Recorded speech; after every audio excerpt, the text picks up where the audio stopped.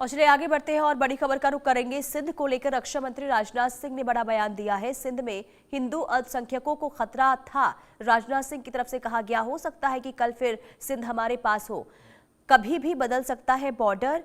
और इसके अलावा राजनाथ सिंह ने कहा कि सभ्यतागत रूप से सिंध भारत का हिस्सा है। राजनाथ सिंह जिन्होंने सिंध को लेकर ये बयान दिया, आज सिंध भारत से अलग हो सकता है, कल वापस भी आ जाए। तो बॉर्डर कब बदल जाए ये कोई नहीं जानता। रक्षा मंत्री राजनाथ सिंह का ये स्टेटमेंट। रक्षा मंत्री राजनाथ सिंह ने कहा कि आज सिंध की जमीन भारत का हिस्सा भले ना हो, लेकिन एक समय वो भी आएगा जब ये भारत का हिस्सा होगा, लेकिन सभ्यता के हिसाब से सिंध हमेशा भारत का ही हिस्सा रहेगा।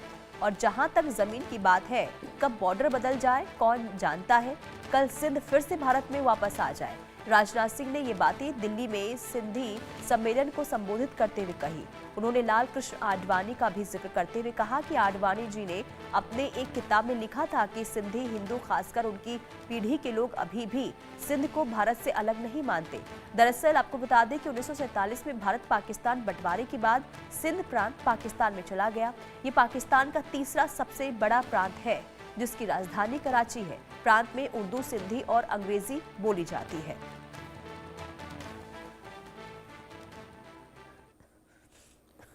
और मैं यहां पर आदरणीय लाल कृष्ण आडवाणी जी का भी जिक्र करना चाहता हूं। हमारे नेता थे, आज हैं। आडवाणी जी ने अपनी एक पुस्तक में लिखा है कि सिंधी हिंदू और विशेषकर उनकी पीढ़ी के लोग अभी भी भारत से सिंध को अलग करने की बात को स्वीकार नहीं कर पाए हैं।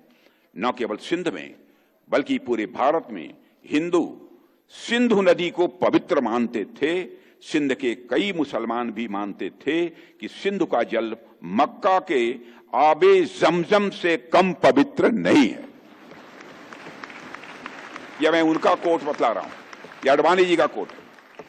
आज सिंध की भूमि, मेरे बहनों भाइयों, यह भारत का हिस्सा भले ही न हो, लेकिन सभ्यतागत रूप से सिंध हमेशा भारत का हिस्सा रहेगा। और जहां तक जमीन की बात है, तो बॉर्डर्स तो बदल सकते हैं, क्या पता कल को सिंध भारत में फिर से वापस आ जाए। लेकिन सिंध के हमारे लोग जिन्होंने सिंधु नदी को पवित्र माना है, हमेशा हमारे वो अपने रहेंगे, वो चाहे कहीं भी हों, हमेशा अपने रहेंगे। और चलिए रुकते एक छोटे से ब्रेक के लिए, फौरन हाजिर होंगे। देखते रहिए इंडिया न्यूज।